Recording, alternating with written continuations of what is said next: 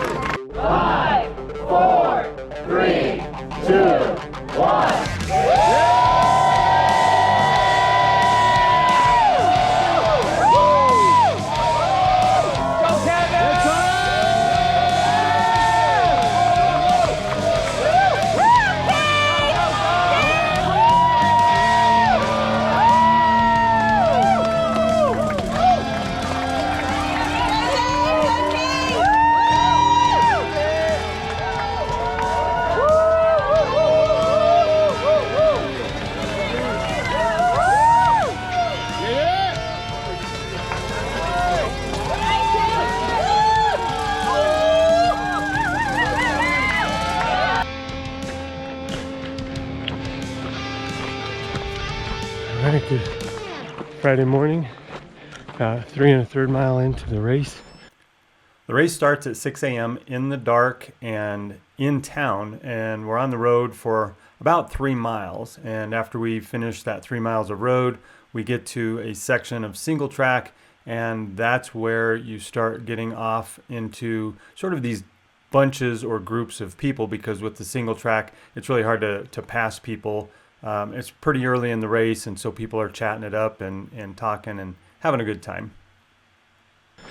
And sun's starting to peek up. Don't need the headlamp. And beautiful part of the course. Show you a little bit.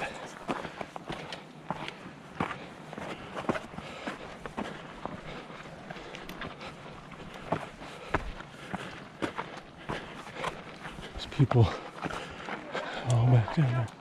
You're good.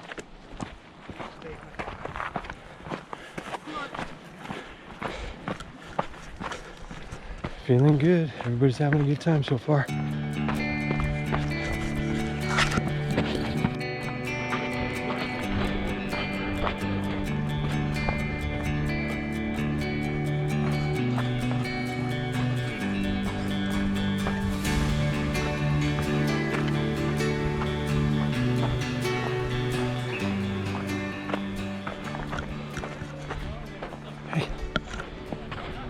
4.6 miles so far. Feeling good. Haven't seen the sun yet, but it's definitely light. So, not sure what time it is. Okay, it's not too late. I've only got a little over 4 miles, so. Anyway, here we go.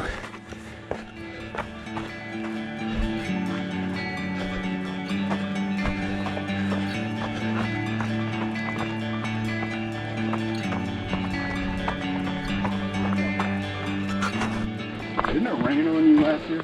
Yeah, it rained this whole first day. It was kind of misty through this part. Yeah. Would you rather have it like that than blazing hot? Yeah. Yeah, that's what I'm thinking. The year I did it, it was like unseasonably hot. Yeah, that's what they said. They're like, I don't know, 30% of the people that dropped or something that dropped. If you did it, like I made it to 154, I felt like I was in last place for like 2 straight days because everyone dropped At base camp? A lot of them didn't, yeah, a lot of them didn't even make it to Indian. Yeah. They all dropped at base camp. It was super hot. Yeah, I've been doing a lot of heat training this year. Usually I run in the mornings, but I've been running in the afternoons in the heat. And then of course, like the last 3 weeks in Denver has been real cool. Yeah. So even in the afternoon, it was like, This is brutally hot in Florida, like always, but like that 100-mile I did in July, that was in Idaho, and it was like triple digit heat, yeah. which I had no idea it got that hot out there. Yeah.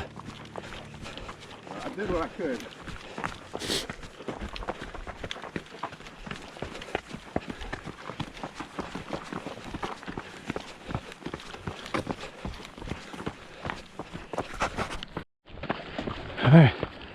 Sun's peeking over the mountains. Here with my friend Chris, heading into the first aid station up over this hill.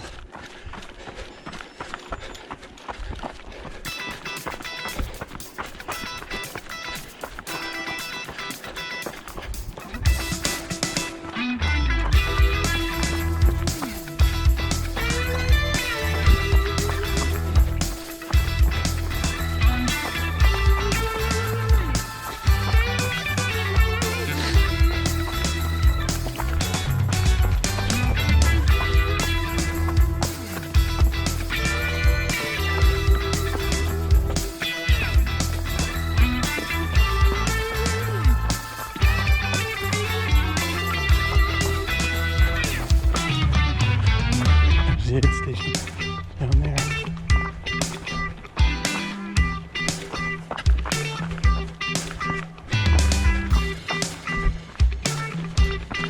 Yeah, we got a YouTube channel and a running group called Cult Runners. Yeah, I saw you on camera. Yeah.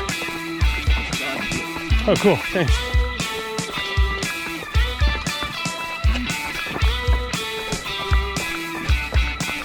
Well, this year's video, you'll be the first section here because I've been filming you quite a bit. Yeah, I made the cut. You made the cut. Well, you made the initial run anyways, we'll see. Well, you know, run your own race, so if you wind up getting out of here before me or vice versa, we'll see you out there.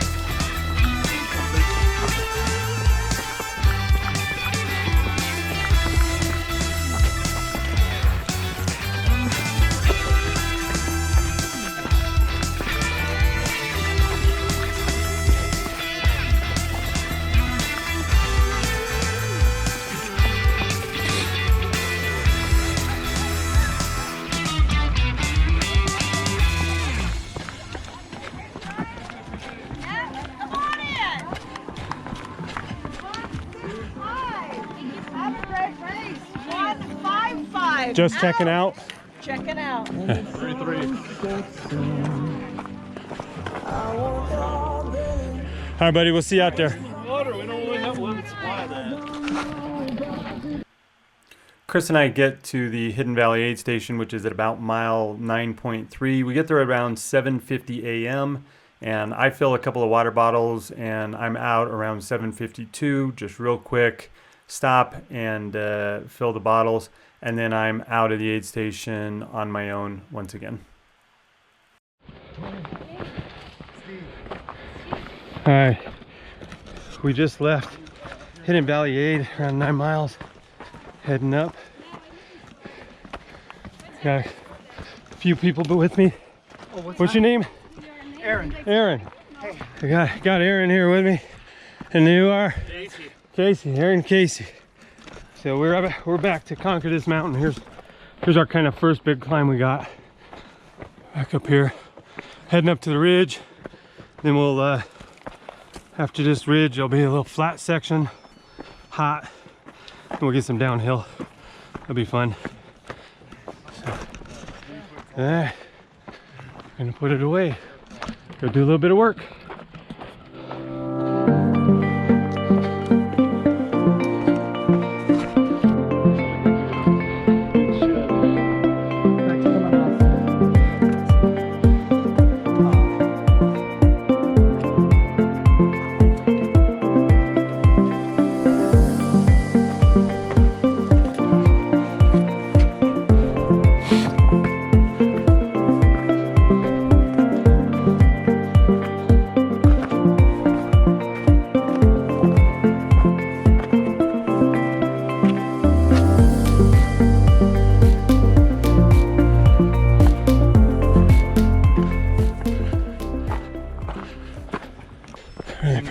This year.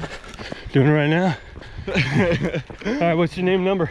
Casey Rose, bib 201. 201. Hanging with Tony. There it is. Beautiful morning. It's pretty nice out here this morning.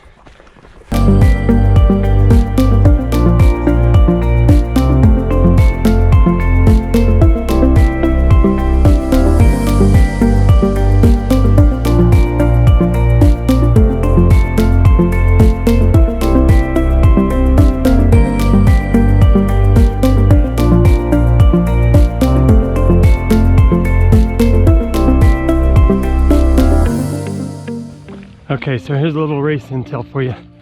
See those guys coming down the mountain right now? There's two with the blue shirts.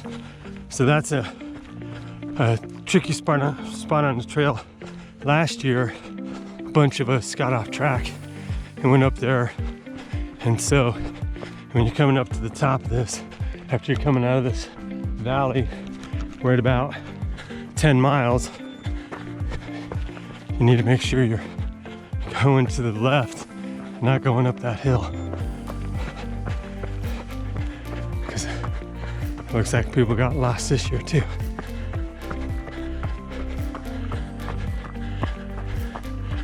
Yeah, so I'll show you as we get up here.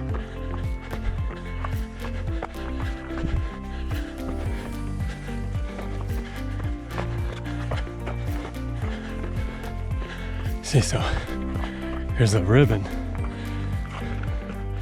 and then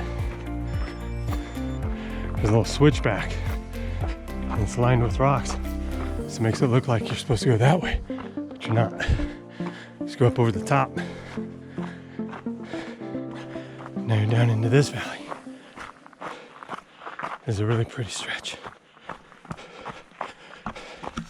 So, only 230 miles to go.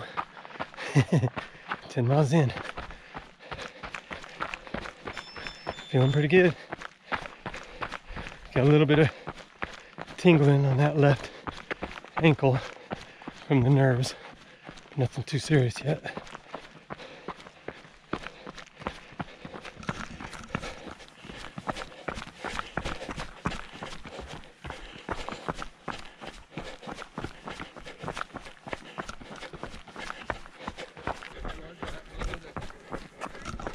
All right, about 12.1 miles so far.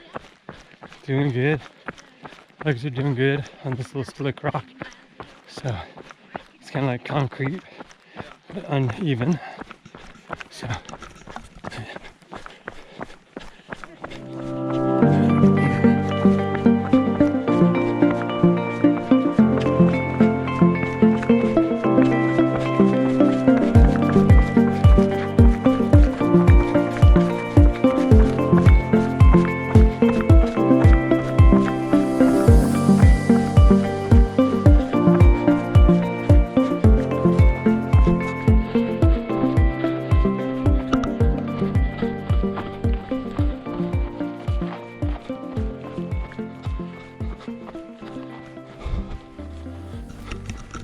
About 8:53 in the morning. It's been running 2 hours and 53 minutes so far. Not sure the vert. Let me check.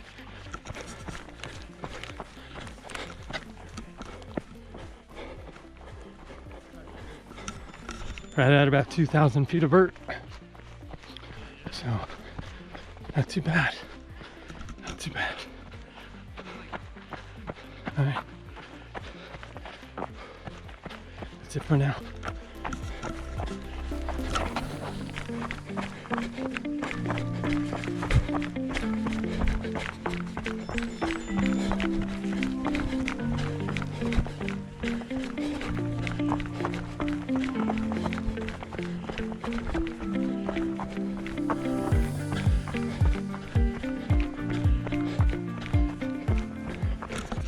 About 13.3 miles, and it's a little warm, but not too bad. Have to fill up the bladder and all 4 bottles here at Amasa in about 4 miles.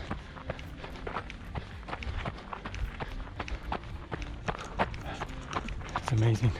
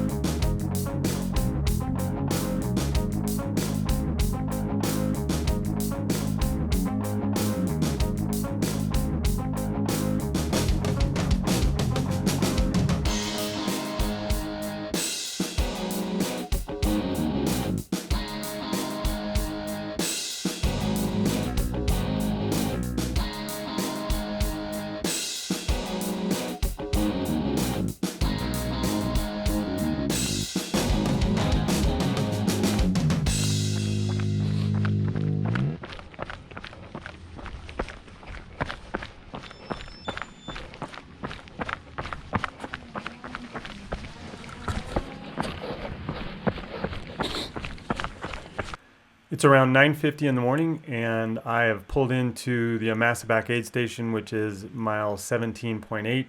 There I've got Jared waiting for me. He's got some supplies, and I'm going to do a little bit of filling up the bladder, filling up some water bottles. But this is the first time I'm going to be able to see my crew, and really the only time I'm going to get to see my crew until Indian Creek at mile 71.8, 72, something like that. And so I'm there with Jared, and we get my water bottles filled. And at this point, I'm going to go ahead and fill up a bladder and then fill 2 extra water bottles. I want to have plenty of water for this next stretch.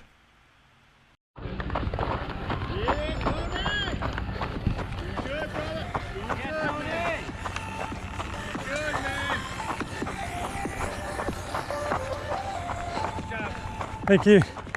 Great, man. All right, you got my drop bag? Everything all set up. All right, Look great. thank you. A little behind pace, but I ran a smart race so far. Heart rate good? Yeah.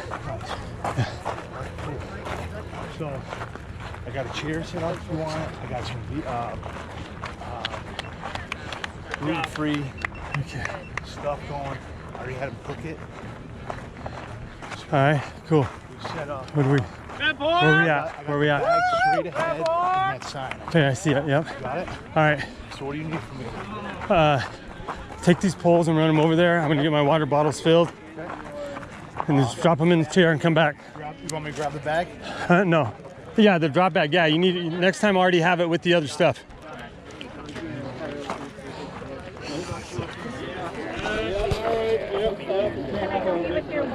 Please. Oh, you got her? All right. I'm gonna slam one before we put the lid on, so we'll fill it again. Okay.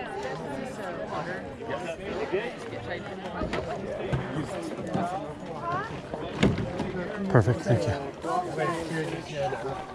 So you came in to stay.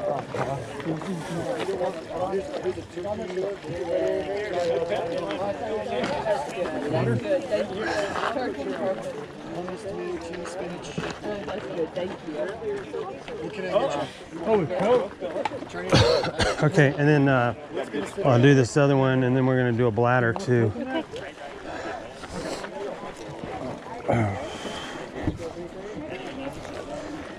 Do you have tailwind?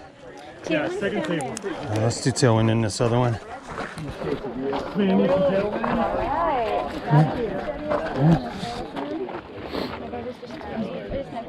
How's your day so far? Pretty good. How about you? Good? Yeah, you feeling good? Yeah? Awesome. It's a Yeah, great day. running pretty smart so far. Awesome. Yeah. Okay, all right. All right, you got Thank another you. one? I'm gonna do a bladder, so I'm Okay. You want just water? set it down. Yeah, we're watering the bladder. Yeah, that's nice. Not in the bladder, but I'll put some ice in my buff when I'm ready. We can wait for the ice. Yeah. All right, about 19.1 miles in, coming out of Amasa. I ate quite a bit, drank some food, or drank some water, ate some food. But coming out of there, there's a little bit of a climb.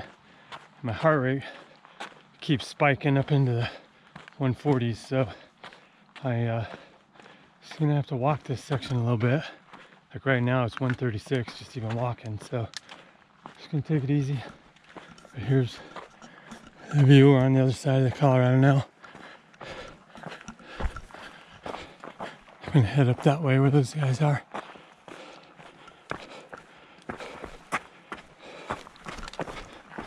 All right, 131, good to go.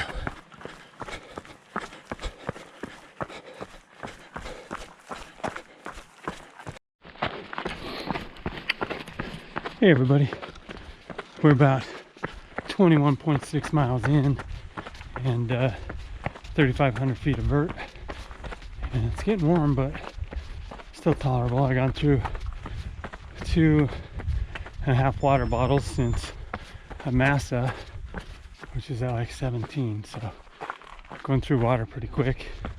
Still have my 2-liter bladder and another half bottle. So doing all right, but gonna need to fill when I have a chance.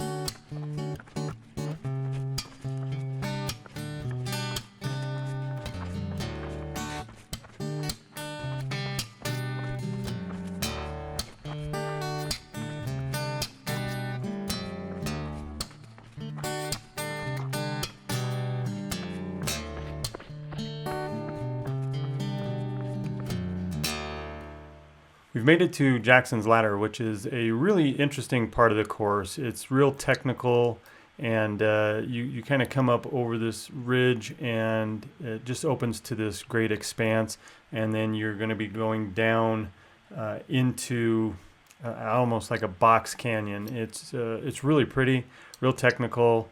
Again, on this particular video, because I spent so much time filming it last year, I didn't spend as much time filming it this year. I really wanted to try to see what I could do to make some time on this part of the course. All right, made it to about 22.4, made it to Jackson's Ladder. So, here we go.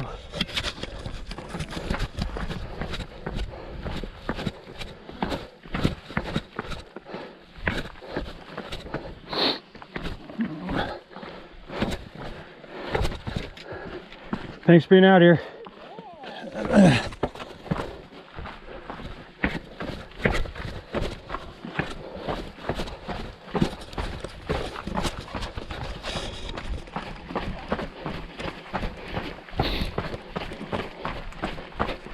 All right, so this is a little taste of Jackson's. But if you want a more in-depth video of it, check out my video from 2021. You can get a more in-depth video, but for this one I'm going to try to make a little time coming down here. So all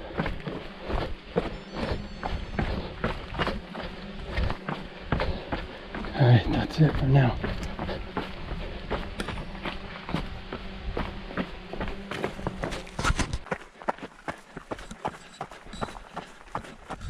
Got 23.2 miles in. It's warming up, drying out.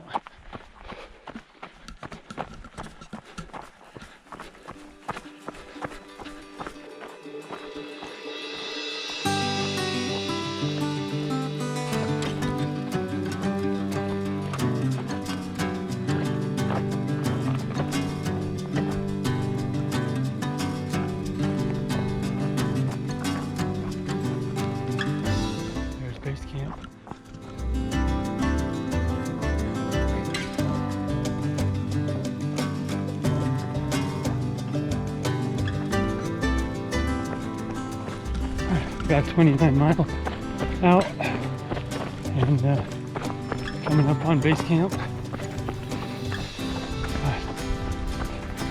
I have to work on my bladder. My bladder hose is all jacked up, so I'll work on that while we're here. Get some good warm food, fill the bottles, look for those sleeves, try to keep the sun off my arms. It's getting hot. Take a short break here and head on out.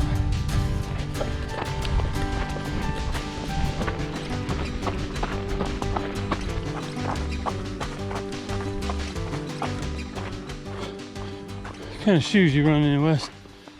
Topo Athletic Ultra Venture Pro. Yeah? I like the wide toe box with a little bit of a heel drop. Yeah? Yeah, I like them.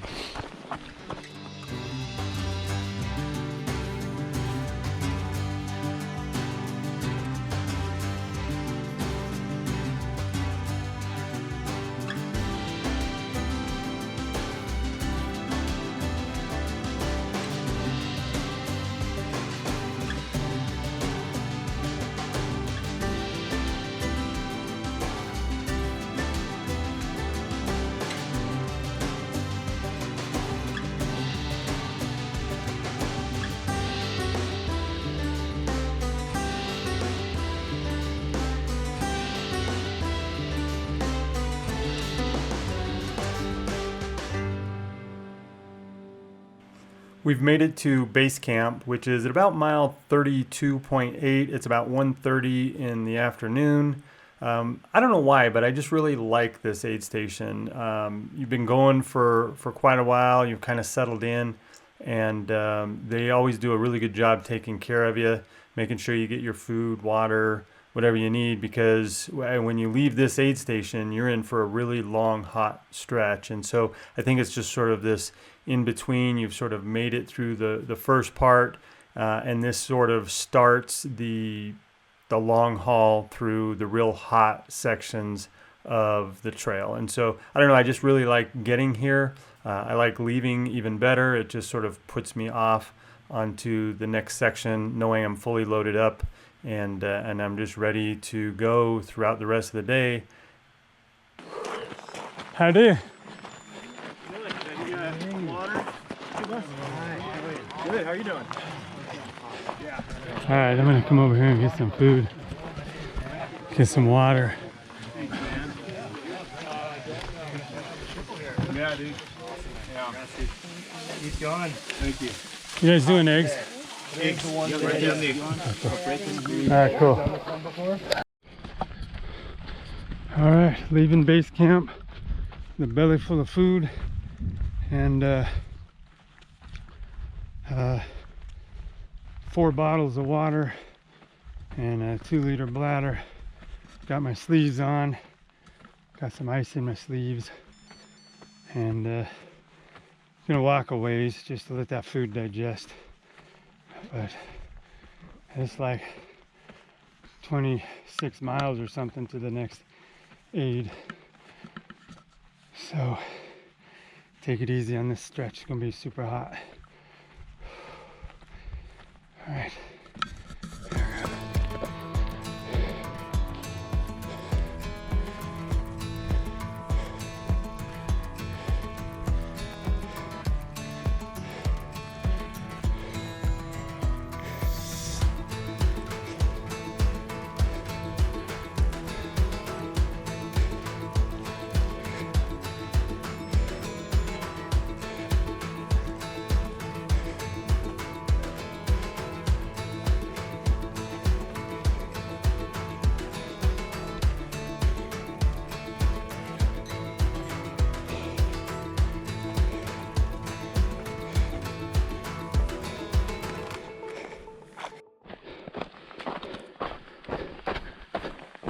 All right, we're about 35 or 37 and a half miles in.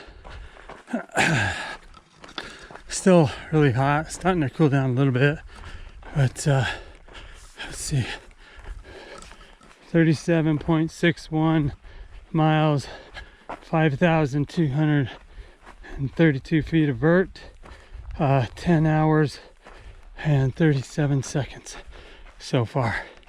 So that's where we're at. It's pretty out here though. Doing pretty good right now towards the front of the pack. I don't know exactly where, but definitely ahead of the middle. So feeling good. Taking a little bit of a walk break. I've been pushing it pretty good. Keeping my heart rate in the right zone. Doing what I'm supposed to according to my training from a coach. But got a little bit of a runnable section right here, so I'm gonna take that heart rate 121 right now, so it's real good. So okay, here goes.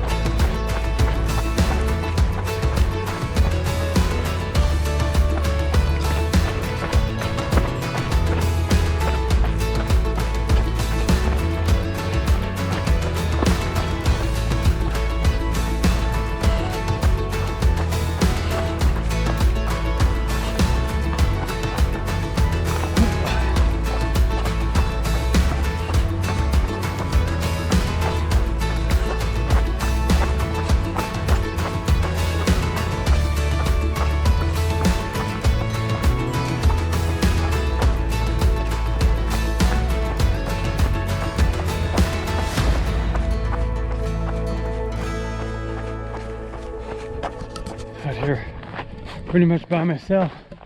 Nobody around right now.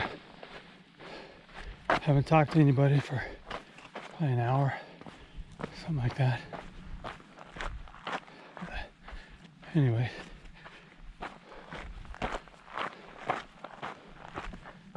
I don't really need to talk to anybody right now anyway. So that's that.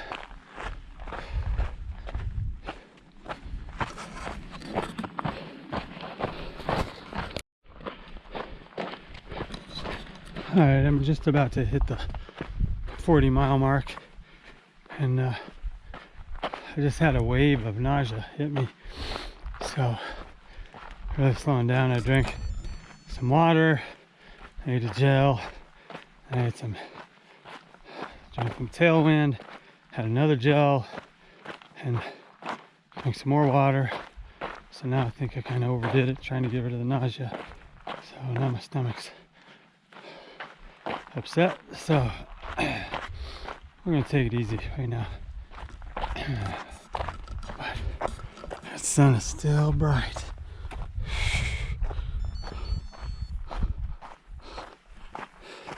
And hot.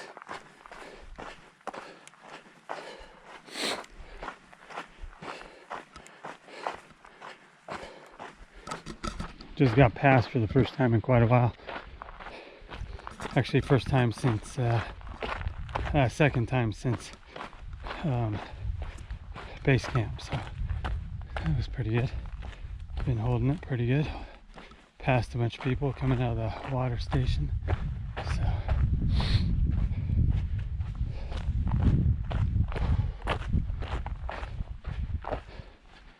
yeah, it's hot.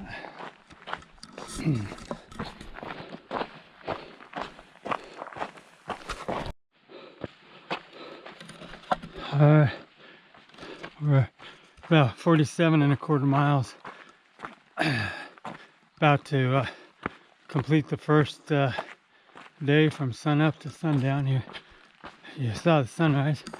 Here's the sunset. It's about to set down over that ridge.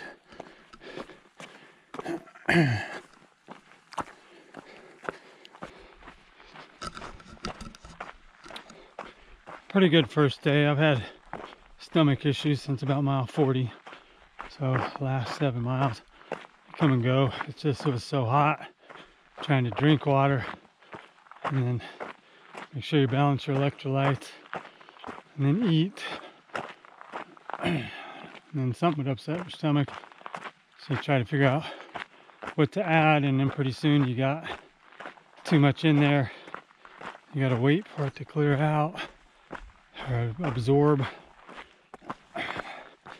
and then you need to eat again because you're running out of energy.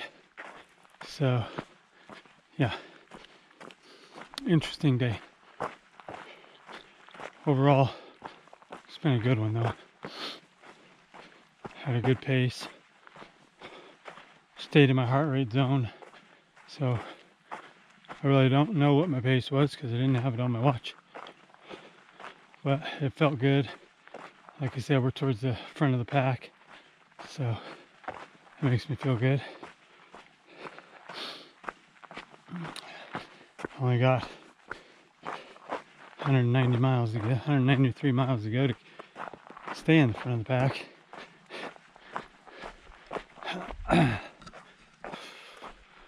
But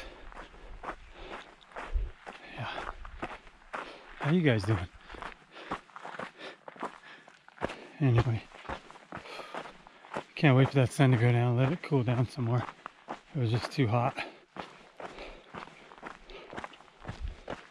I did rim to rim to rim in July last year, and it was hotter out here than I was, or I was hotter anyways here than I was there. So anyway, I gotta go.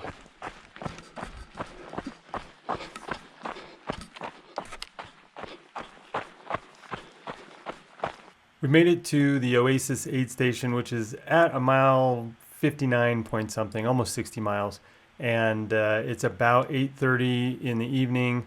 I get there and I ask the medic if they have a place I could lay down. I think he was thinking that I wanted to like sleep or have it be like a sleep station for me. But really what I needed was, my stomach was just so upset. I just needed to take my pack off. And while I was going to rest there, I wanted to put my feet up. So we grabbed a chair there was some chairs around the little fire pit that they had. I grabbed one of the chairs and I took my pack off, put my feet up, let them rest for just, less than 5 minutes. And then I got the stomach to calm down. I drank some ginger ale and had just a little bit of food there. And that was just enough to calm the stomach to allow me to keep going. Okay, I was having really bad stomach issues, but I got into the Oasis and I was there not long, but I had 2 glasses of 7-Up, 2 glasses of veggie broth with mashed potatoes, filled a bottle of Tailwind, a bottle of water, grabbed a quarter banana to go, and there's water in 6 miles. So, feeling good, feeling refreshed. I laid down on the ground, put my feet up on the chair for about 3-4 minutes, and yeah, that helped. So, we're back out on trail.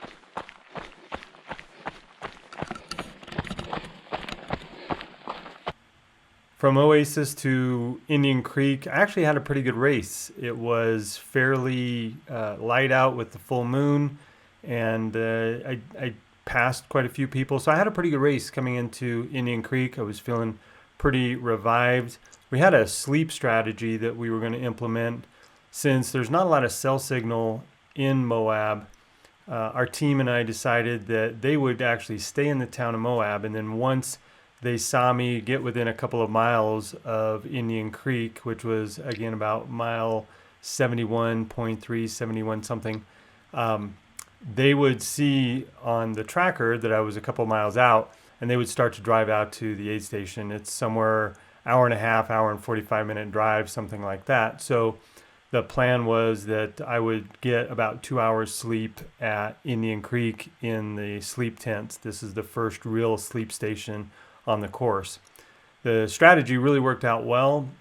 One of the challenges was I did have earplugs with me, but for whatever reason, I couldn't find them. They were in the very back of my pack in this little small circular container. I just couldn't find them. And so I tried to lay down. People are excited. There's other people's crew there, and they were ringing cowbells and things like that. So it did take me a little bit of time to actually settle into falling asleep. So even though I scheduled about 2 hours to be asleep there, I'm not really sure exactly how much I got, but I definitely got enough. And then at this point, this is the first time in the course where you can pick up a pacer. So at this point, I pick up my pacer, Cody Reader, and we head out into the night. I get in there. I'm not sure if this was when I got there or when I left, but it's somewhere around 12:30 in the morning, so just after midnight.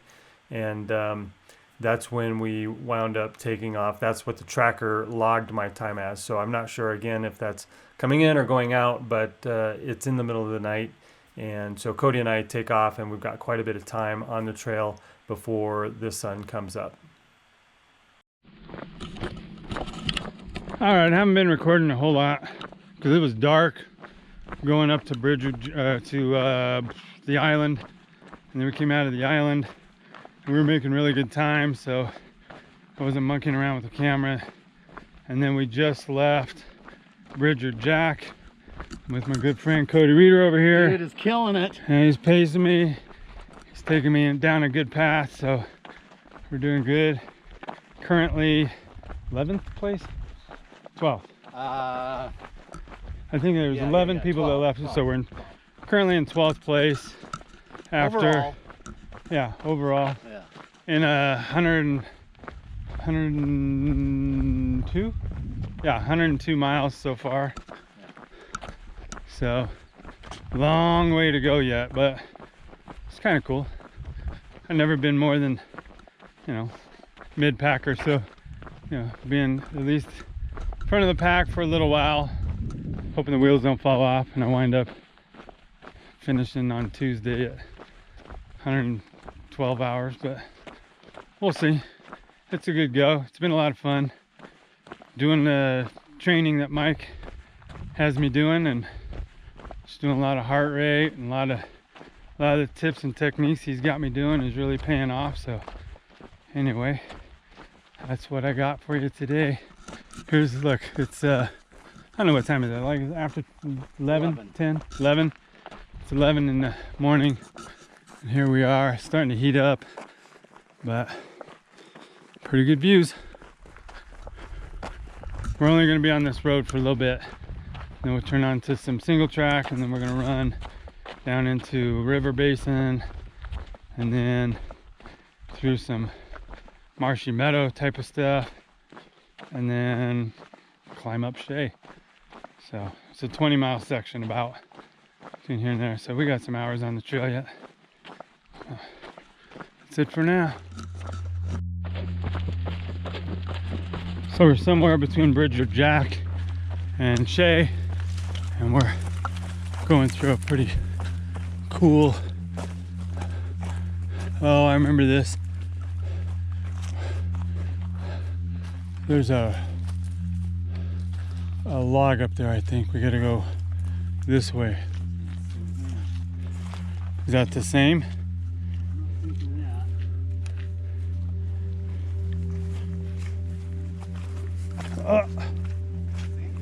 No, I tripped on a branch.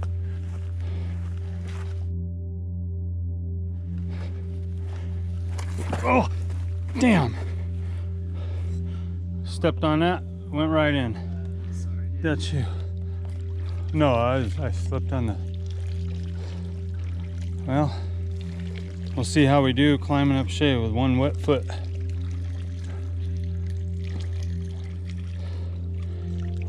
We've been soaking in this creek. Got a little cloud cover, all of a sudden kind of came over, but it was really hot coming down here for a little while. Now we're cooling down, so yeah. So, just been dipping this in, dipping that in, and rubbing it on your sleeves, rubbing it on your sleeves all over. Staying nice and cool. We took our shirts off, our hats off. It's a little buff. We do? Well, why do we have to go back?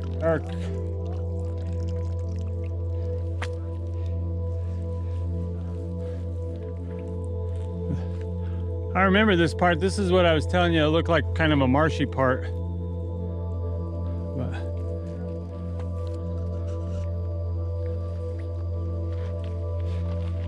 anyway, I know there's stuff on the lens, but everything I got's wet right now, so anyway. Did you find a place? What's that? Did you find a place to cross, or I mean, yeah. Just follow you? Get creative, but you can get there. All right.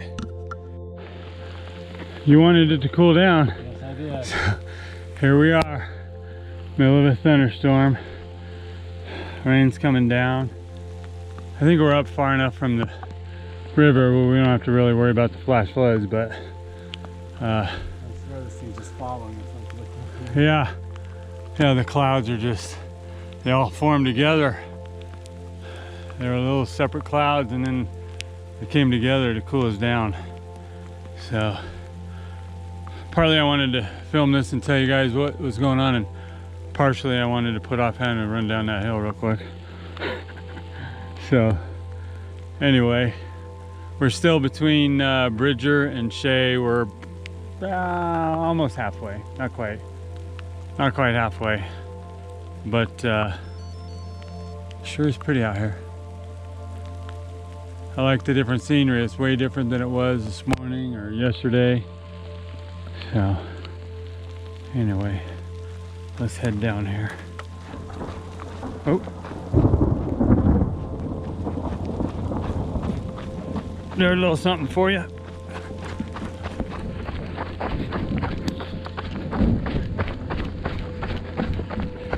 I don't really know how you hide from something like that, so you just keep trucking.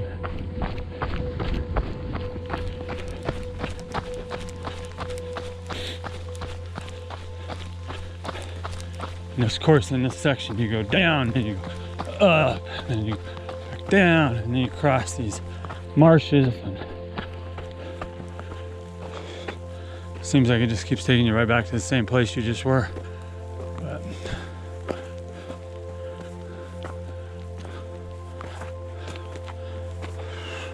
and we're not even to the good climb coming up Shay yet. This is just some fun little teaser stuff.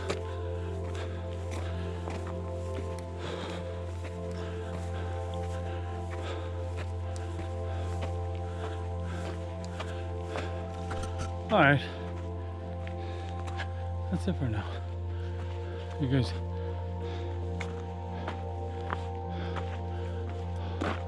we're having fun.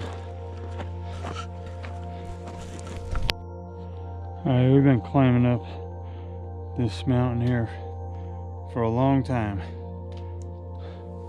and it probably don't look that steep in the video. It's hard to get that, but we've been climbing up this kind of stuff for a long time. We're on Shay Mountain, and it's been raining on and off, so the rocks are a little slippery. We're thankful for the rain because it was getting really hot. And the rain, hail, a few minutes, and then we'd stop, cools down a little bit, but you can see how the trail's all muddy and slippery. So when it's this steep and it just keeps going on forever, it's hard to climb it. So this is why I ain't been videoing a whole lot on this section up Shay. It's just too tough to use poles to keep your feet from sliding and hold the camera. But we're getting there. We're getting near the top. So anyway, that's that for now. Because we gotta climb up this and then go down and back up again. Then we'll be at the aid station. Then we got some good downhill to Dry Valley, and then Dry Valley to Road 46 is, you know, it's mostly road, pretty flat coming out of Dry Valley, so make up some time there.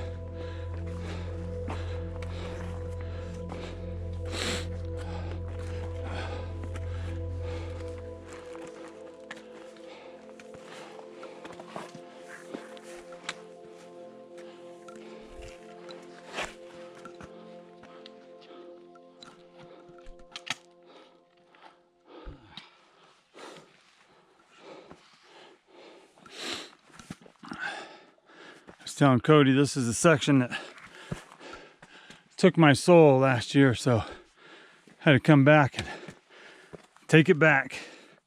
That's what we're doing, climbing up this thing. Last year we had to do it in the dark, which is hard enough in the light, but never knowing when it's going to end or the switchbacks. It's just a lot of heartbreak when you think you might be to the summit. You don't see a reflector, you don't see anything that would make you think the trail goes on and you're not to the top. And you keep walking, and then more rocks and plants show up. So anyway, I say anyway a lot on this. It's basically when I'm done talking and I'm tired. So anyway, I'm gonna put this away.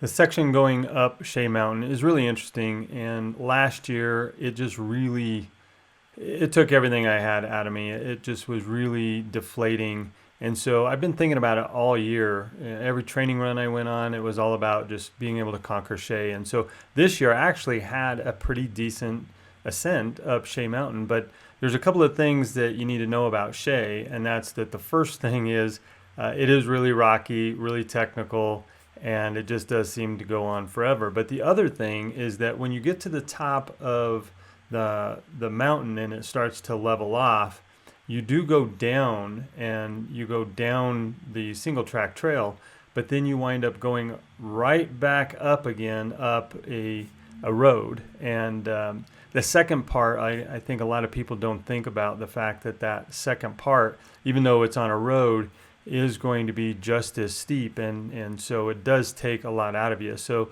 when you get to the top of the single track at Shay, you're not necessarily to the top of Shay. You still have quite a ways to go. You're going to go back down and then go back up, and so it does take quite a bit longer once you're down off the single track to actually get to the aid station.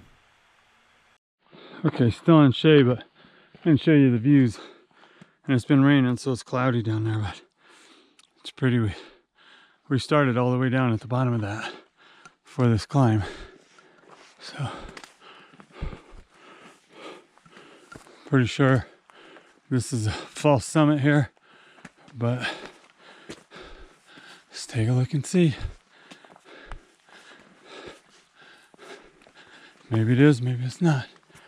What do we think?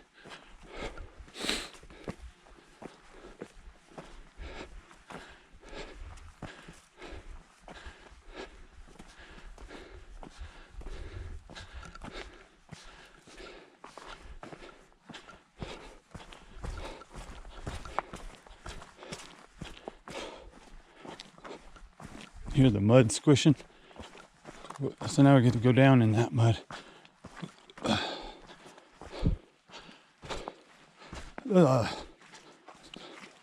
So it's just as steep coming down the other side.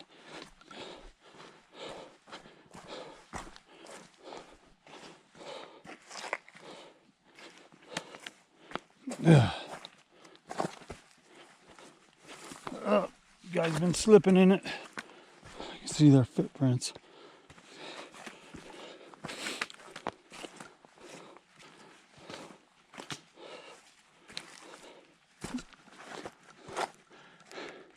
How you liking this so far? This is good. This is much better. Yeah, better going down than going up. So what's the plan from here? I think from here, before it was a little more runnable before it was wet. Still not super runnable, but this is going to be a challenge to get any kind of speed. Then it does flatten out a little bit. And then we get to go back up. So is it, is it that thing we're going up? I think it's just that little ridge over here. But again, it was dark last year, so who knows? Ah.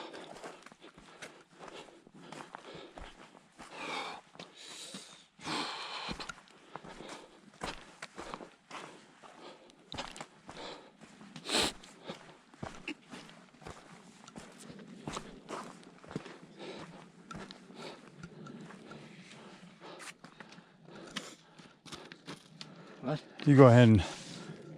Sure. Yeah.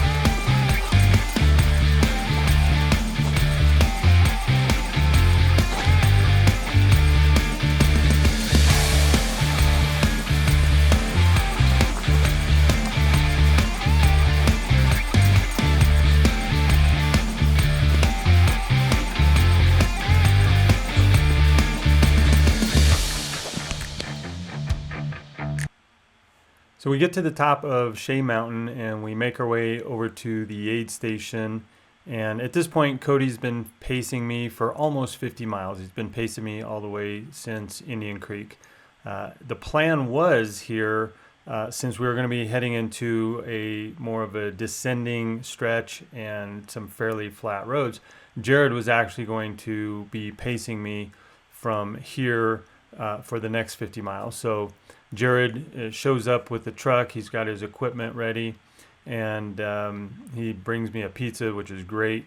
But realizing sort of where I am in the race, we make some game day decisions. We make some last minute changes, and I decide that it's best at this point, based on where I am in the race and where I'm at as far as the competition, that I'm going to go ahead and carry on my own. And so from here on out, all the way up until mile 200, I'm going to carry on and be by myself for the next, whatever it is, 80 miles. And so for this next stretch, I'm going to be going through some night runs, and it does play a part. Being alone out there, being tired does play a part in it, but that was the decision we made, was that we would go ahead and have me leave Shay, since I was feeling pretty strong, on my own, and Jared, instead of pacing at that point, would continue to be crew, which he did a great job, super thankful, and he was able to meet me at all of the following aid stations that would allow crew.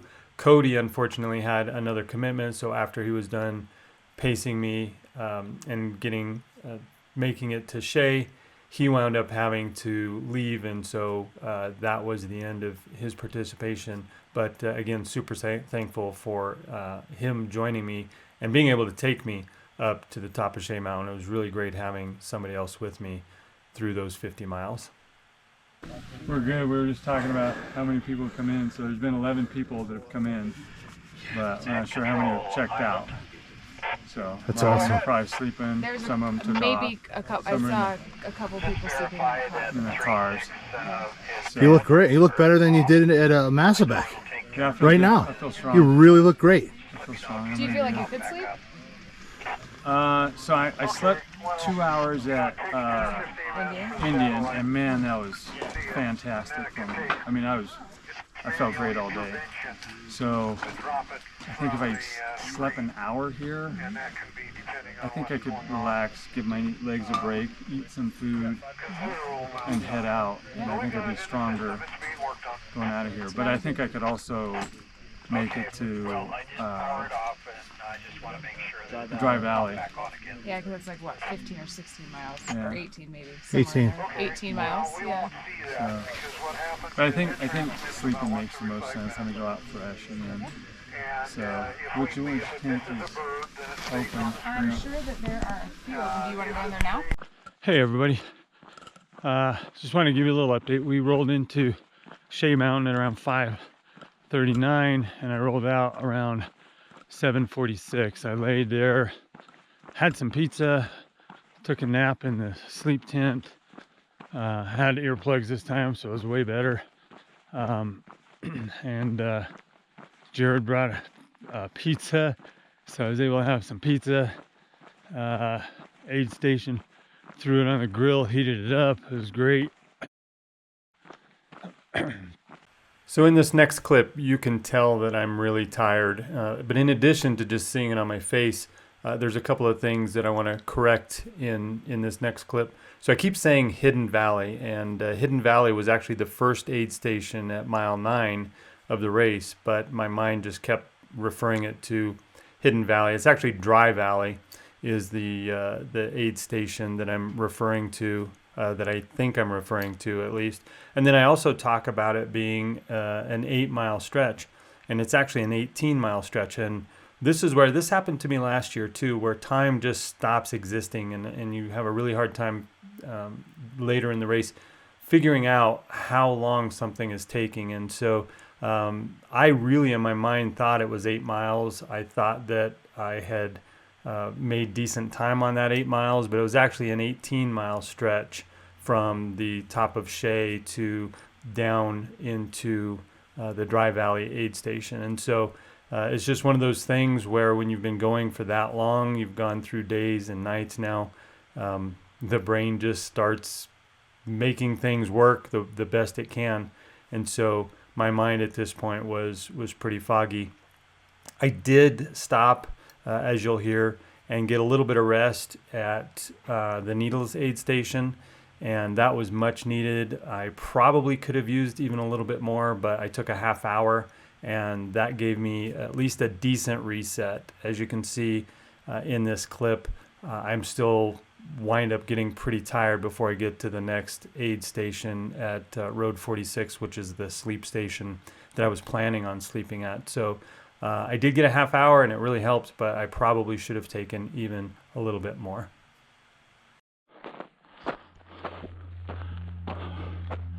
Well, I haven't filmed a lot since right out of Shay because the battery died, and I was moving pretty good coming out of Shay. We changed shoes and socks, but after the 8-mile stretch from Shay to Hidden Valley, my feet were trashed. So it was the first real bad physical experience I've had. You know, and it wasn't horrible, but up to then everything physical was great.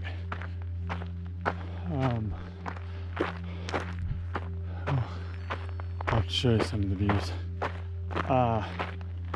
But we got down to Hidden Valley. Jared met me there. We put on the old shoes. He's climbing up this here.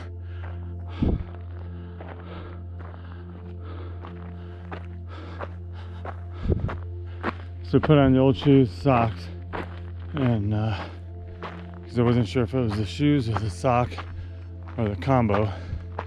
So and then I left Hidden Valley, went over to Needles. I left Needles a while ago. Now I'm on to Road 46. I was not planning on sleeping at Needles, but on the dirt road headed over to the paved road, and I forget what the name of the paved road is, but I was doing pretty good on that. But as soon as I got to the climb, it was dark, and you're climbing up this asphalt road. I was making up songs. I was totally delirious. The road was about as wide as this, so, and it was, I don't know what time, like 4 to 5 in the morning, that window, and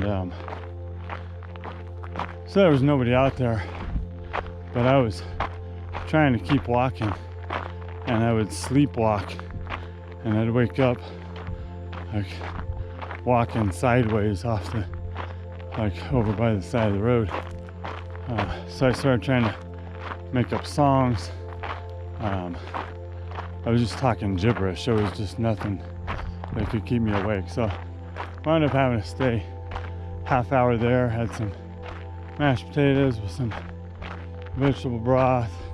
Had some eggs, some cheese, and now I'm back at it.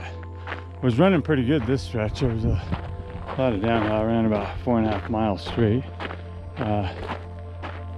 averaging between a 13:20 and a 12-minute pace, which I haven't seen that since yesterday, so that was pretty good. But I didn't think it made sense to try to use my energy to climb that back there. So once I get to the top of this, I'll start running again on the other side. Okay, that's all for now. I'm still on the road from the Needles Aid to Road 46, but I wanted to show you, those are the La Sal mountain range over there. So we're going to be climbing up into that next. After being down here in the desert, in the brush. There's the sunrise. For how many days? I don't know. Probably 3. Yeah, probably 3.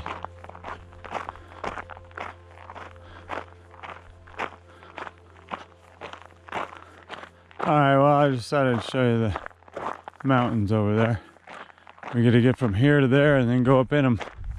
That's what's next. So I make it to the Road 46 aid station. It's about mile 167. It's about 10:30 in the morning, and Jared is there ready for me to come in. He's brought me some Reese's peanut butter cups, and he immediately helps me working with the volunteers.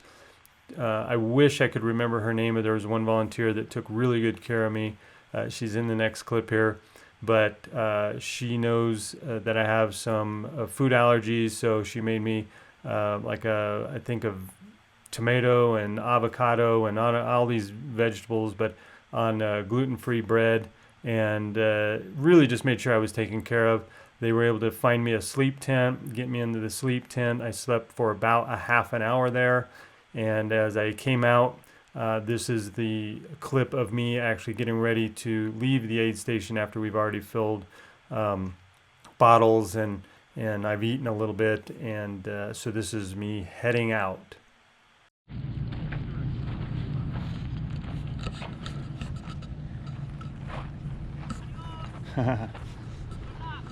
Sorry about taking a video of you taking your pants off, but that's just the way it goes. That's the best kind of video. A video of me taking my pants off. I hear you. We are out. Pants off and a sandwich made. What more can you want? Good luck. Thank you. Thank you. Thanks for your help. Absolutely. I feel like I actually have a brain connected to this body now. Right. So, Sleep will do that. yeah. Sleep All right. and food.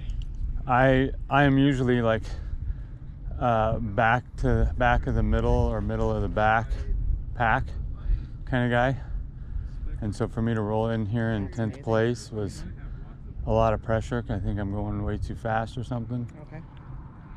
But just roll with it. I've been running by heart rate and feeling pretty good. But now that I'm in that spot, I need to know how many runners are already out. Yep. You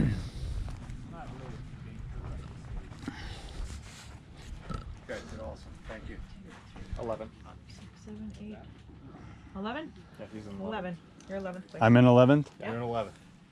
Just See? I You're came in 11th. 10th.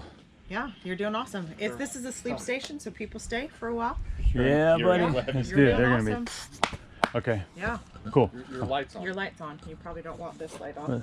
Which Your one? waist belt. Oh, I was checking it to make Yep. sure it was working. There Okay, you go. cool. Anything else? I'm gonna wet these sleeves down real quick Okay. and get on out. All right. I actually have some water left. Well, I'm headed out to Pole Canyon, but unfortunately I just wasted about 20 minutes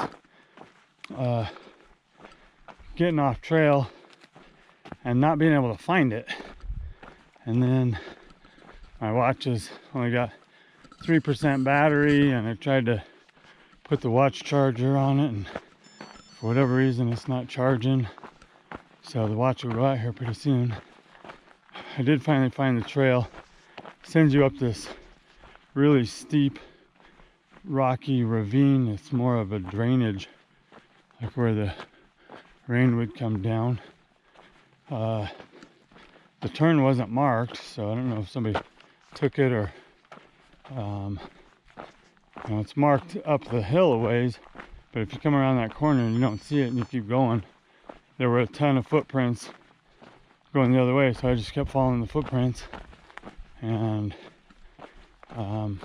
yeah, some of them may have kept going, or they had to turn around, but it didn't look like a lot of the footprints that were going out also had return prints. So anyway, that is that, and as we head over into La Sal, you can see the weather over there starting to get a little bit nasty. Looks like rain possible snow, they said. So anyway, I'm behind, so I better go do some work and get caught up. Hey everybody, it was raining a little while ago. Coming down pretty good. It was nice and cool, felt good. I was hoping that it wasn't going to keep raining this whole way, all the way up to the La Sal's. But here's where we're going. Hitting that mountain range over there. So we'll go up into that and then back down on a trail, Jeep trail kind of thing for Moab, like off-road stuff called Porcupine Rim, and then we'll head to the finish. So, still got a long way to go, a lot of hours. But I just wanted to show you, since the clouds cleared up and it quit raining over there, show you the mountain range here. Alright, the GPS says we're about 1.8 miles from the Pole Canyon Aid Station. We've just been climbing and climbing and climbing. I mean, you can't even see where we started climbing from. You just keep climbing forever. We were on that road, but that road is high, and then you go down and you come back up. So it looks fairly flat, but we came up a lot before we even got to that. And then we went down here, came up here, and then we're going to go up here. But look at the mountains as we get closer.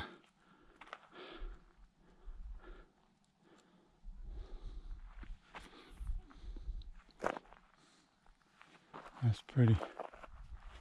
Now there's a little cloud cover for the sun, which just cooled it down. It was really hot again. Had to use my shade, my cooling sleeves, and this buff. Turns out this buff is really nothing more than a sheet of tissue paper or something like that. It's horrible as something to keep you cool. So it'll be going in the trash. I have to get me some good stuff with some SPF in it, help protect my body temperature when it gets that hot. Anyway, we're still going up.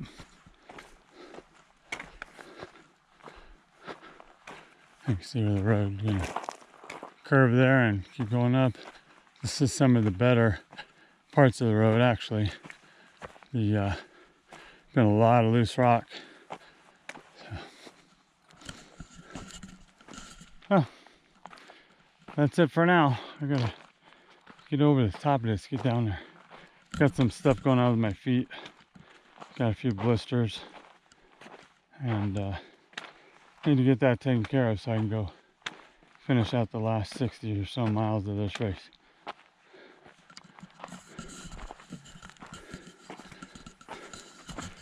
Still currently in 11th. I bumped down to 12th a while ago because I got lost and went off trail for about 20 minutes or so. Got back on trail, had to go back where I got off, and got back on trail, and then just been kind of powering up this. So I passed the person that passed me, which again puts me back in 11th. It's about 5 p.m. It's about mile 184.9, and I've made it to the Pole Canyon Aid Station. Now, I have to brag on the Pole Canyon Aid Station here for a minute. Every aid station that I've been to, both races have been really great, but the Pole Canyon Aid Station has just been phenomenal both years.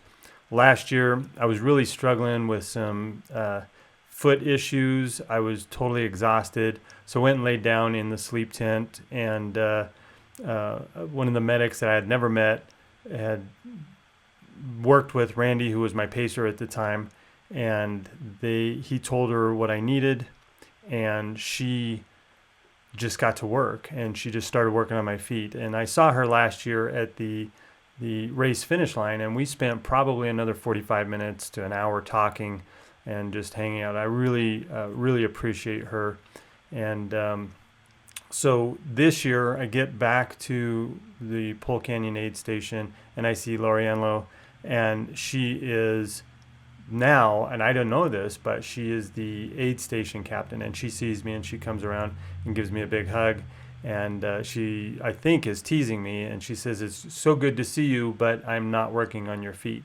And I say, "Oh yes, you are," because I think that she's there to do that. And I actually need a little bit of foot care. And turns out she was the aid station captain. And even though she had other duties and responsibilities, when she saw me there, it was just one of those things. She saw that I was in need. And so she went ahead and helped me get my feet taken care of. And that's just a sort of care that you get from all the volunteers. But I just really wanted to shout out the Pole Canyon Aid Station, and specifically Lori Enlow, for just really taking care of me both years that I've been at this race, and I really appreciate her and the care she gave to my feet.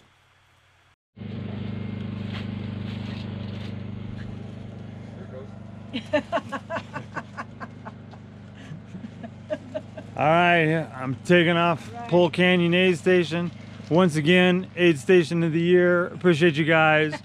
This way. Go that way. I appreciate you even more now. As you back up, Yeah, go forward. Yes, be careful. thank you. Good job, Tony. See you, thank you.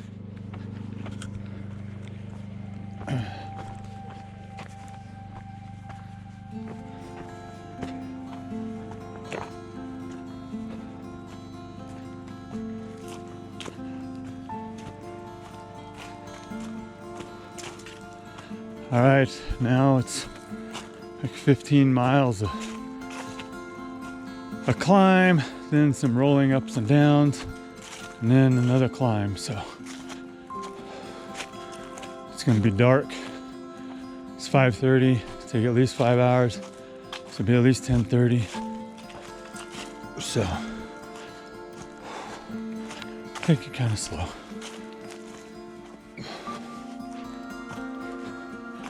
Okay. That's it. Bye.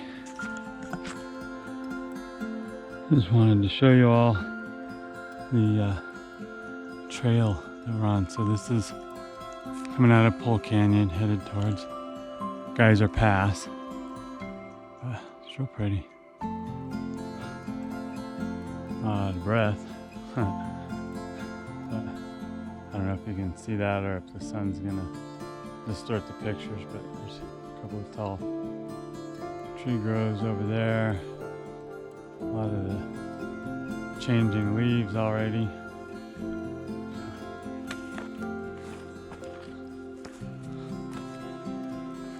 Alright, just wanted to show you,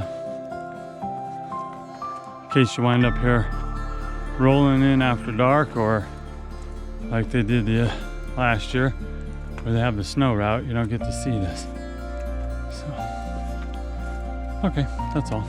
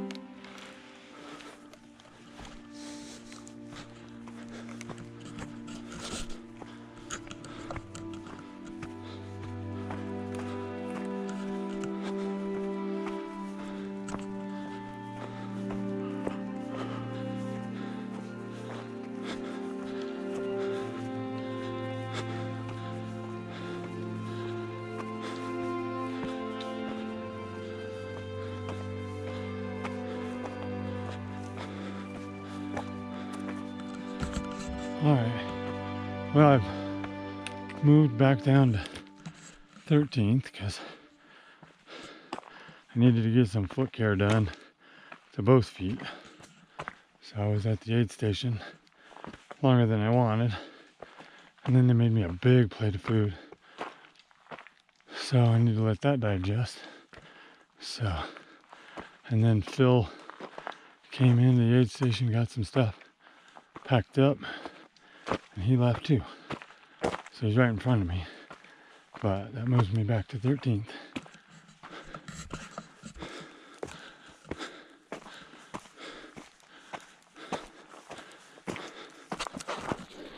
In all the years that I've been running, I've really only felt lost, truly lost, one time, and you're about to see it.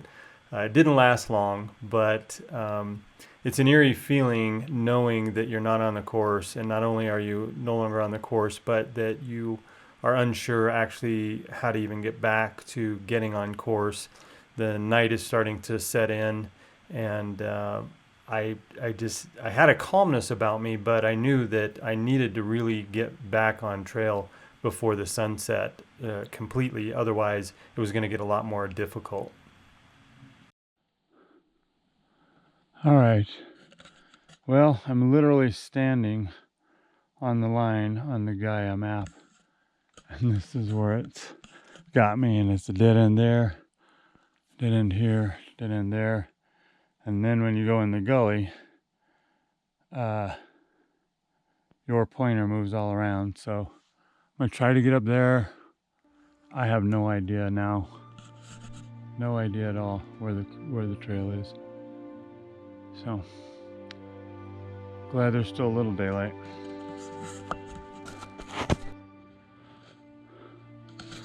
Okay, so on the video earlier, I told you guys that it was raining and you could see the storm up in La Sal. So now that we're in La Sal and it's dark, I wanted to show you. So this is the trail. The hail knocked a lot of the leaves down, and then you're walking on the hail too. So, and it's steep and slick, so it's beautiful. But it's gonna be a long 15 miles or so on this section because of this ice. So the La Sal section that goes from Pole Canyon to Geyser Pass takes me a lot longer than I expected it to. It's dark, it had rained, it had hailed, it knocked a lot of leaves off the trees. The path was sort of overgrown from the fire that had happened a few years ago, and so there was some new growth. And so the trail itself, it was a great trail. I'd really like to do it in the day, but at this point I did it overnight. It was cold. It's one of the highest points on the course, and so it just takes me a lot longer than what I thought it was going to. And so I roll into Geyser Pass. It's around 2:15 in the morning.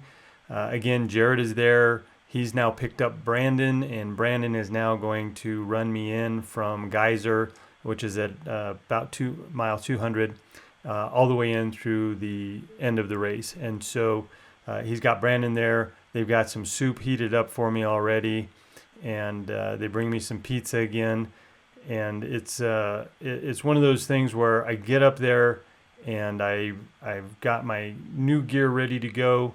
They get me loaded up, and I'm trying to decide, do I stay in the car? Well, there's a few people that got to the top of Geyser, and they're all still in there, either in the sleep vehicle or sleep station or whatever. But there's other people that made it there that are now taking a break. And so I decide that by just taking a short break, if I can leave the aid station before them, it's actually going to help me in the competition. And we'll see how that plays out. But I get to get back on the trail pretty quick. I don't get any sleep here, and that decision does have an impact on the last 40 miles here. All right, man, so where we at? What's going on? All right, so just picked up Tony about a mile back. We are at mile 203, and crazy enough, this guy's looking a lot fresher than me. and it's my first mile. He's on 202, 203 right now, so best I've ever seen this guy. Best I've ever seen him. This is amazing. Let's keep going this way here. Yep. So right now, for the last 100 miles, Tony's been either in the top 10 or banging down the door of top 10, running a legacy race, something that is amazing for all of us to watch, and quite honestly a little unexpected, because being in top 10 is elite status, and I know this man's elite, but that's something that you just don't really predict. It. He just made some quantum leaps in the last year, so we're out here getting it and taking souls. So Yeah. this is it, buddy. How you feeling? How are you feeling? I'm good. I'm good. I got right now. I think I moved into 10th place because people stayed at that aid station. So I think we're good. There was four people that could potentially tie for 10th place at the last aid. Tony was the first one out. So no headlamps in front, no headlamps in back. I played that trick though when I was on going up to the Needles aid station. The full moon was out.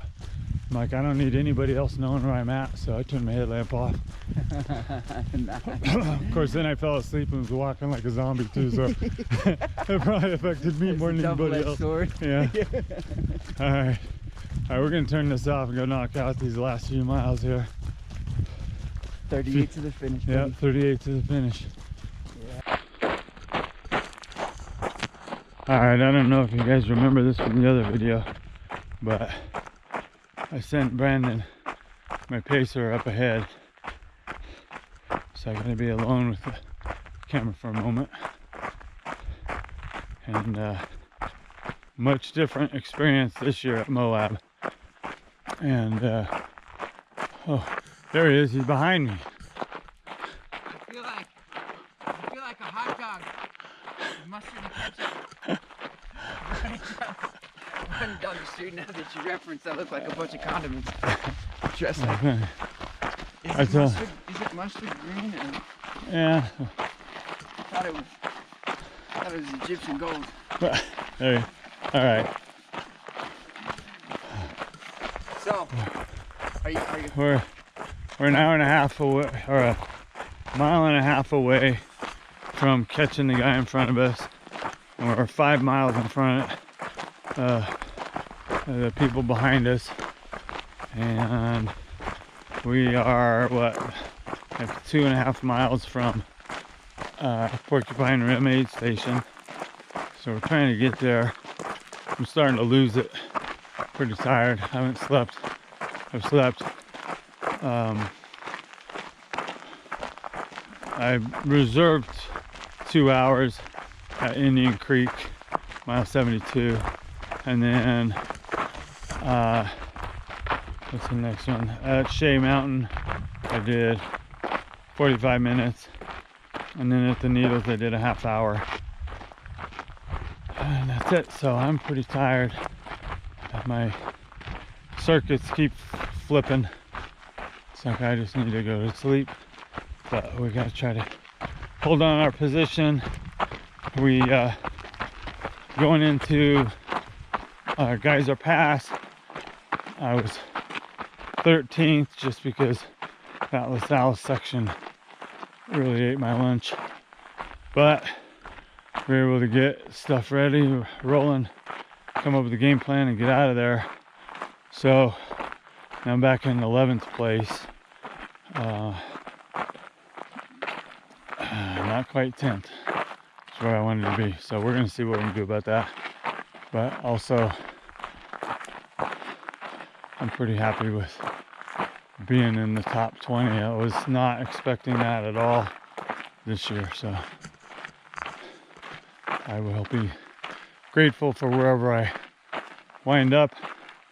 We've got a really good crew on the ground here, a really great coach, Mike McKnight, and a really great wife, Pam, and my kids. So, and of course, my dog Moose. So we got Brandon, you already saw. We got Jared. We had Jared Kott. We had Cody Reader. So that was my crew on the ground this year. I gotta go. I'm falling asleep. Oh.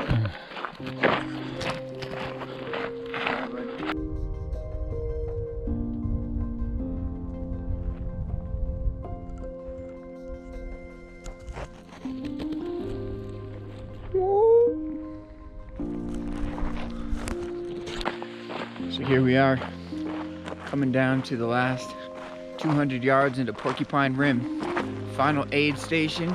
I believe it's mile 220, 222, 221 or 222. Whatever it takes.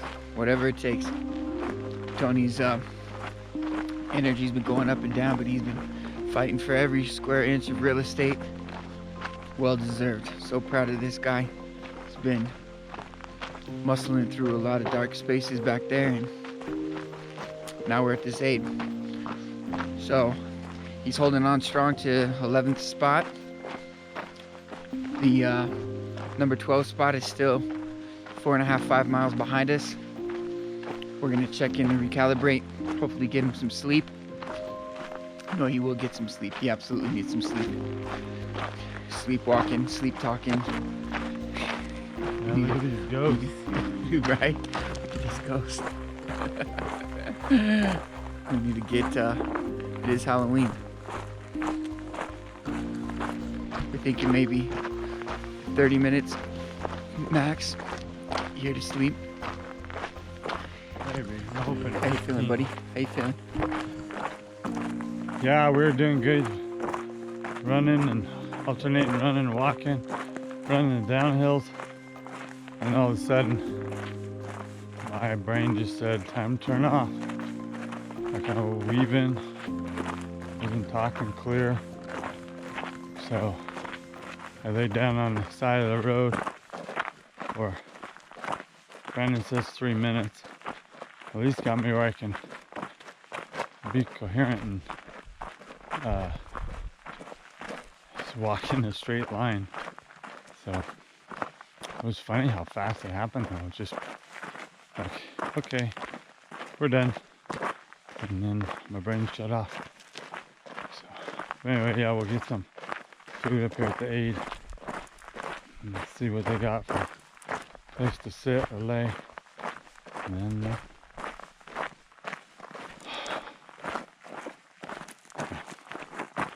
alright.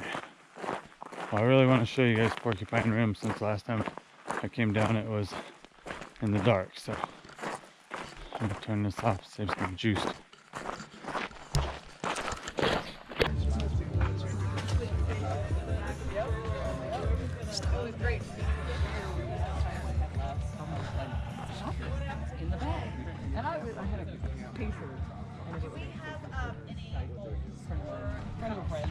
Who's now a friend, pays me from here.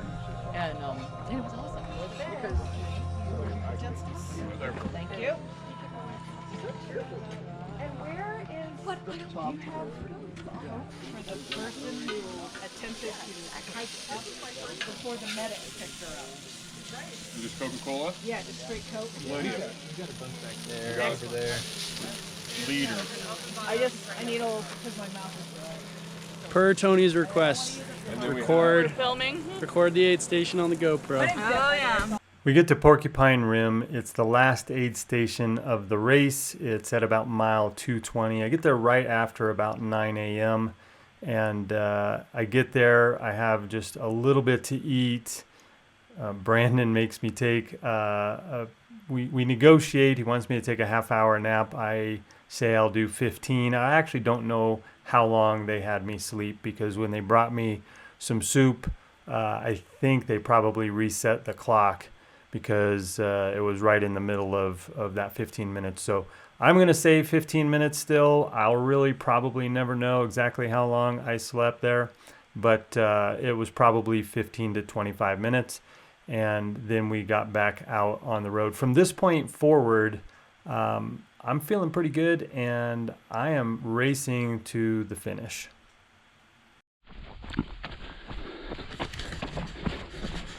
All right, we just left Porcupine Rim Aid, so we checked out of the last one, and now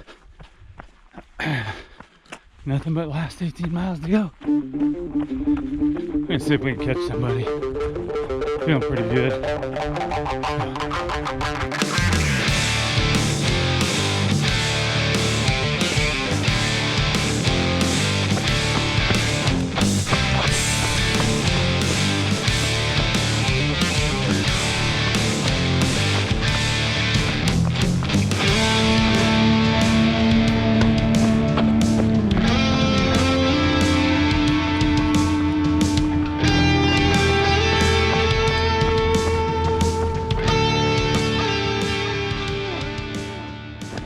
Here we go.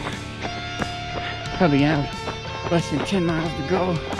Tony is running and gunning for 10th place. Coming up on number 10 right now. We're 2 miles behind. Close the gap super quick. Probably down to 0.7 miles separation between him and number 10. Look at this guy. Look at that guy.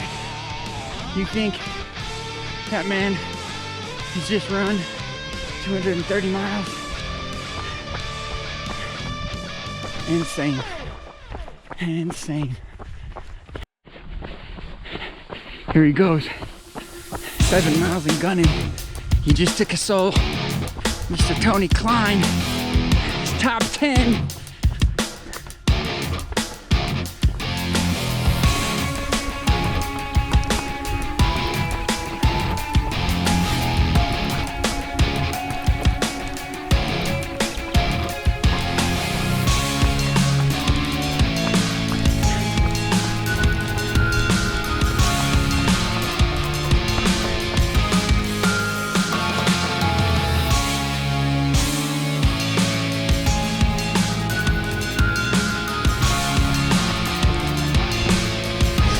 Well, right now, mile 2, I'd say 232, 233. Look at this man move. This is how I move on mile 2.3. Guy is crushing it. Absolutely crushing it.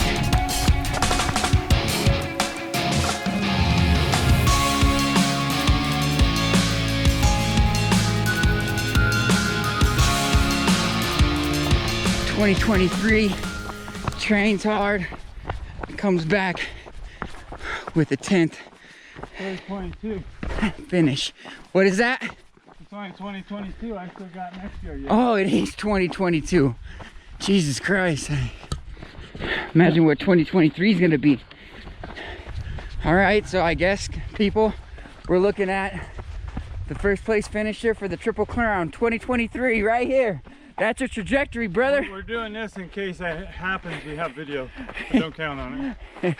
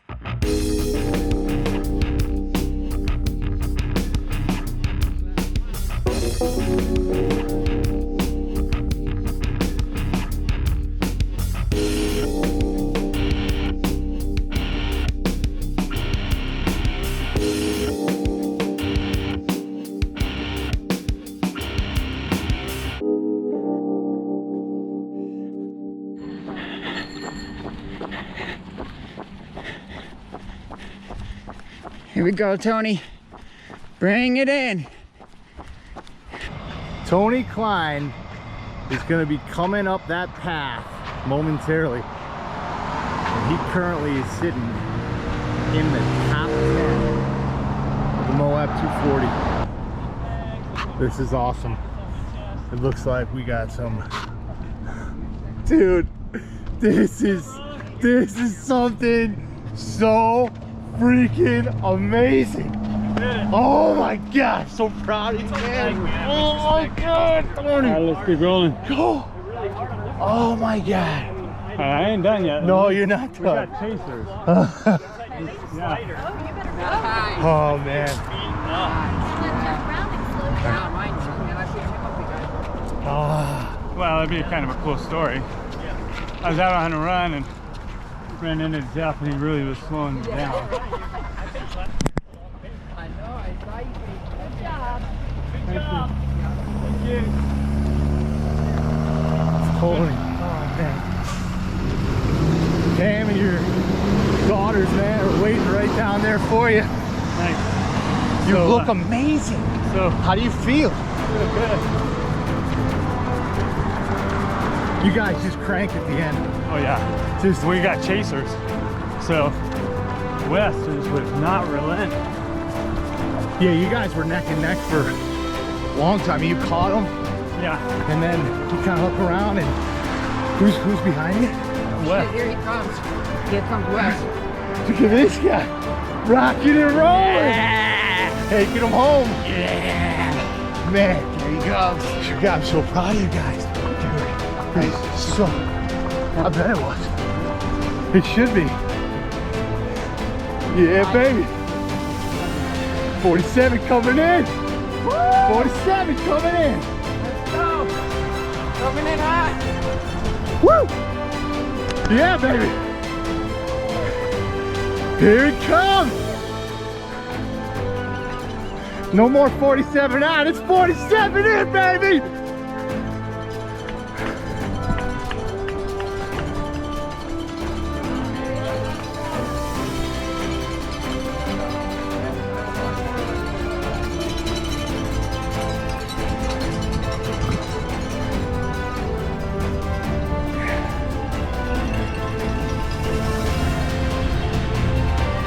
Yeah! Yeah! Yeah! Woo! Yeah! Yeah, here he comes, here he comes. Here he comes. The man, the myth, the legend. Yeah. Nice. Nice. This one was nice because I got to see parts that I didn't get to see last time. Different time of the day. Tony, you're ninth. Ninth? Ninth! Ninth, baby! That's gonna make Wes happy. Oh, Traveling back and forth. Yeah. Like we were. oh man. Ninth place. Well, my journey is over at the Moab 240 2022 edition, and I'm really excited the way it turned out. I had no idea going into it that I was going to have this good of a performance. Obviously, hiring Mike McKnight as my coach earlier in the spring definitely had a big role to play in how I was able to perform. And after 80 hours, 27 minutes, and 35 seconds, I crossed the finish line, and I finished in 9th place, which is really just something that, for me, opened up the possibilities of what might be next. So I'm really excited the way it wrapped up. I hope you enjoyed watching this video. I'm going to have a few clips here at the end. There's nothing left but for me to take my finished photo, and then I'm going to have some photos of some things that were important. I want to say thank you to my family for letting me do these crazy things. And I also want to thank my crew that I had this year. What a great crew. You guys were so supportive in every single way, and I really appreciate you. That's it for this year, and we'll see you again. Hours, there's like no magic. You show up. That's how you do. Don't gotta take it serious. Right? Let me get these off here. Pull these off then. I know, for the next one.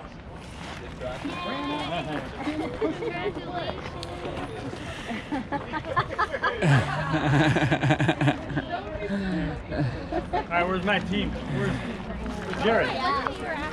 Jared. Oh yeah. You wanna do that real quick? Take a picture down real quick.